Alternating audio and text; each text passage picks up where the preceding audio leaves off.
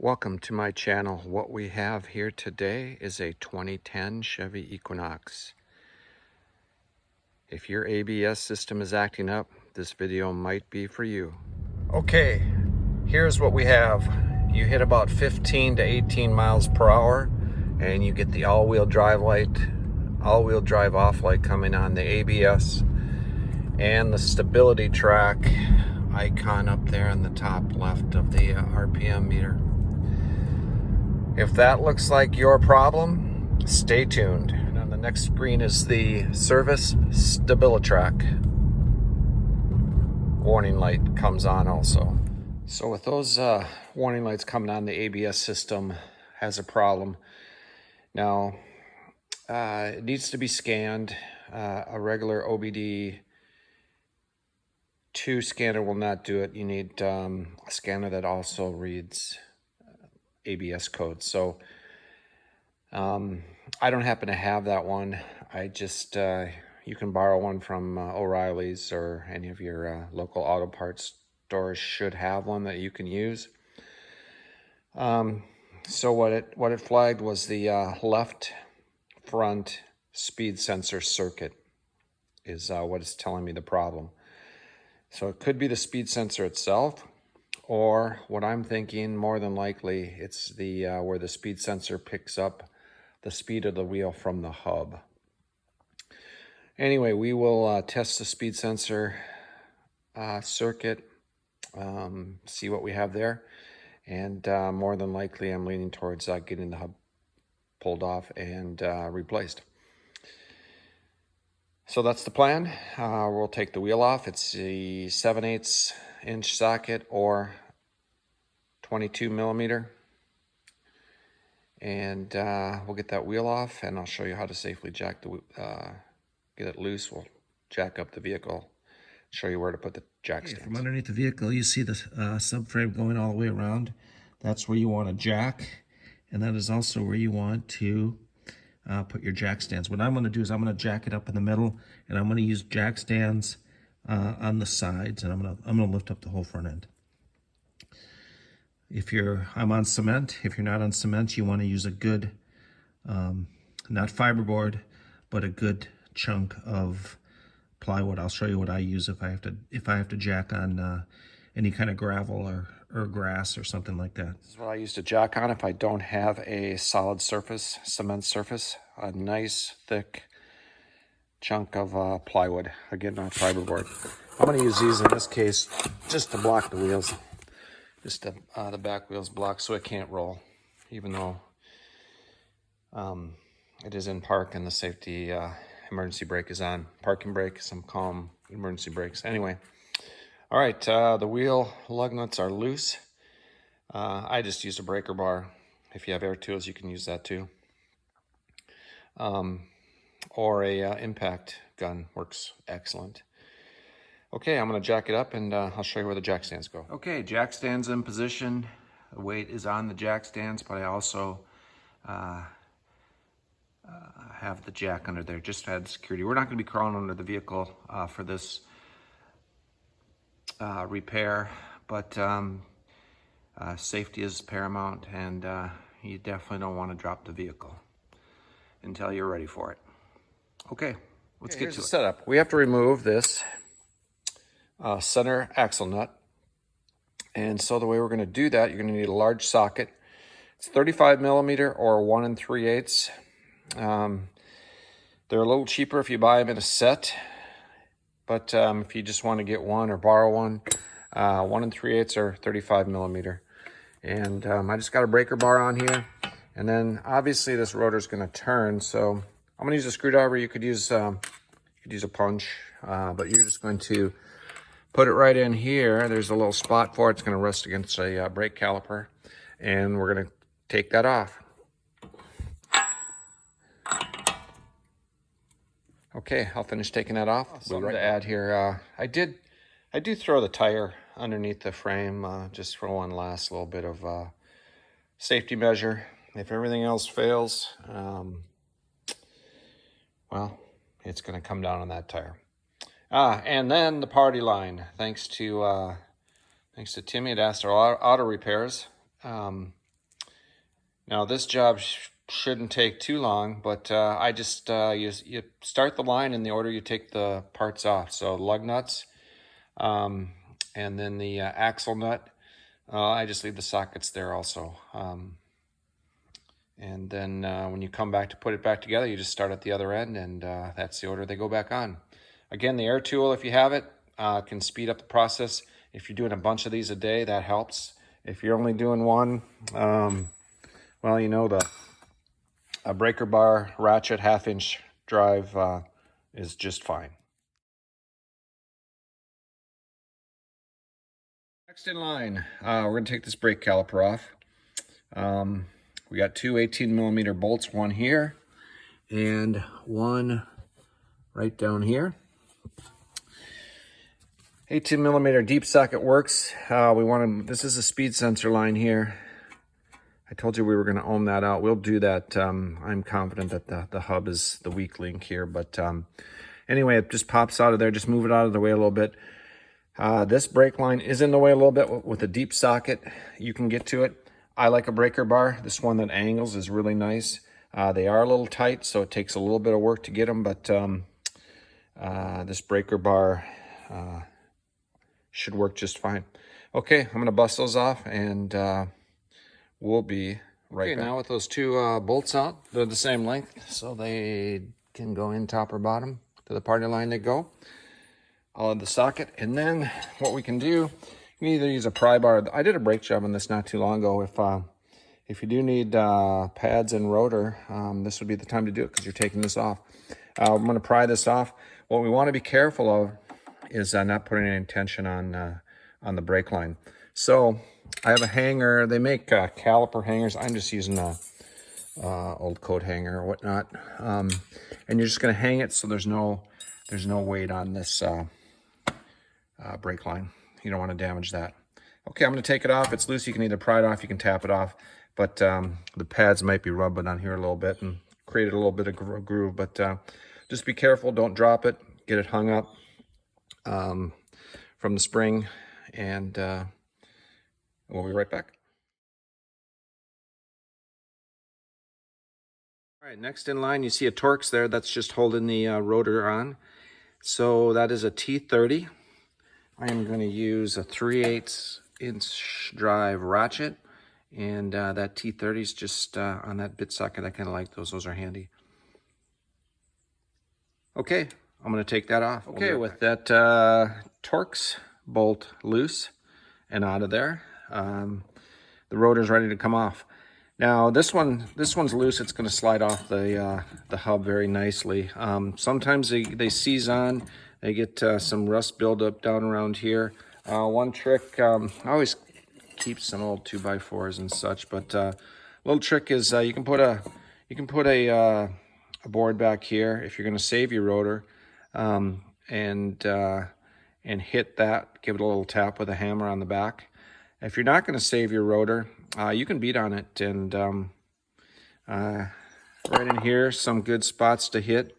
We are going to end up replacing these. If you were to hit these, it wouldn't matter.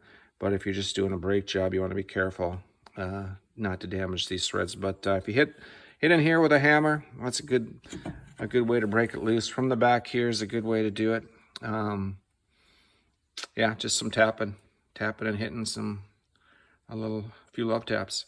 Okay, I'm going to slide this one off, and we'll get on to the next step. In line is the actual speed sensor. Now, some years may have the speed sensor come already with the new hub. This one does not. This is just a 10mm bolt, and once I take that bolt out, the actual speed sensor will come right out. It just picks up the speed with a magnet from the back of the hub. I'll show you the hub here, and then the bolts. There's 13mm bolts that we're going to take off that hold the hub on, but maybe if I show you a picture of the hub, it'll make a little more sense. The 10mm bolt was holding in. This just comes out. It's a magnetic, I believe, pickup, and what it does, and I believe what is wrong with this current one, is this is the back of the hub, and this is where the speed sensor rests next to in there, and it picks up that spinning of that, and that's how it determines a wheel speed. Without any one of the wheels showing speed, the ABS system cannot work properly. So, and then here's the, there's 3 of these 13 millimeter bolts that are holding on the hub. So that's going to be a little hard to film, but they're on the back side back here. You'll see them. They can be a little bit difficult to get to. I'm going to probably use a long extension, and I'll show you my setup and approximately where they're at, and that'll make more sense. One other thing, before I loosen up those 13 millimeter bolts, we want to make sure the axle is loose from the hub. So I'm just hitting it with a punch here. There's a little hole there. You're not going to do any damage. Hit with a punch and just make sure it moves in there a little bit. It's not tight. Set up for the rear, facing to the rear bolt position. I used 3/8 drive. It allowed me to get in there by the axle a little bit better. It is right back there, the first one. I also turned the wheel all the way to the right, and it gave me just a little bit better access. I used a helper bar, piece of pipe, gave me enough leverage to get it loose. Also, you can hit the bolts with PB Blaster if you wanted to do that the day before and let it sit for a while. But anyway, I got this one loose. I'll probably turn the wheel back the other way to easier access to the other 2. Okay, for the 2 forward ones, keeping in mind we're working on the driver's side front. The 2 forward bolts, the one up on top of that rubber boot you see there is probably the tightest one to get to. I have a 6-inch 3/8 drive extension with a 13 millimeter socket, and that allowed me the best access. I turned the wheel all the way to the left, and just be careful. It's easy to cross or to round that bolt off, so make sure it's on there square and take it easy. The longer the extension you go, the more easier it is to twist off that bolt. So another thing I like, if you have a choice, 6-sided sockets versus 12. I'll usually pick a 6. It just seems to get a little bit better grip on that bolt. But if you only have a 12, you can do the job. But again, just don't round that head off. Be careful with that. Okay, as you can see, this bearing pushes in quite a ways, 3/4 of an inch, I guess. So anyway, it does come out relatively hard. This is a setup I needed. A little bit of pounding. I used some heat. I had to remember to get the speed sensor wire out of the way, so that didn't melt. It seemed to help. I heated it up good with that on, and then splashed it with some water. I shocked it with some water, and that seemed to help get it started anyway. And then I just kept tightening that, pushing it apart, and she finally came loose. I did have to use some leverage pipes on them to go, but yeah, she's pretty loose right now. Well, I'll get her out the rest of the way, and I'll show you. We got the old hub assembly off. It took about an hour. It wasn't the easiest one. One of the harder ones I've had to deal with. Anyway, she's off. The new one's going to slide on. And by the way, these 3 13 millimeter bolts, they did fight you all the way on the way out. I'm going to lube them up a little bit. 52 foot-pounds is what I'm going to torque them to. I am just going to slide the bearing over the spindle here and get them kind of lined up, and then get all the bolts started. And then that's going to pull the new housing bearing right into that fitting there. Again, the party line is intact. The bottom of the party line, there were the 3 13 millimeter bolts that are holding on. That's the last one to go right in there. The other 2 are on, and then I'm going to tighten them up evenly, pull the housing bearing right into that until it's flush, and then torque them to 52 foot-pounds. So I'll get that done. Be right back. Anybody know what I may have forgot? Yeah, the dust cover, it's laying down there. Luckily, I don't have it tightened all the way. Yeah, I gotta loosen it up. Forgot the dust cover. Okay, next on the party line was the speed sensor. That's the 10 millimeter bolt. Get that back in there and snug it up till it stops, and just a little bit more. You don't want to break anything. Okay, rotors next. Remember to line up the one smaller hole where the T30 Torx goes on that hole there. I dab a little bit of anti-seize compound, and I never have a problem when I have to get a rotor off. It just, it always pops right off. Okay, we'll snug that T30 bolt up. Just snug it up and then just a little bit more. And next on the party line, it looks like the caliper bolts. So we'll get this caliper off its wire, back on the rotor, and we'll line up those bolts and we'll put the bolts in. I remember mentioning or not, I like to keep the sockets with the nuts, bolts, whatever I have them by on the party line. That way I just grab those 18mm bolts for the calipers. I'm going to torque those down to, gosh, I got to look that up. I think it's 138 foot-pounds. And I'll be right back. The axle nut, 150 foot-pounds of torque. And they do recommend a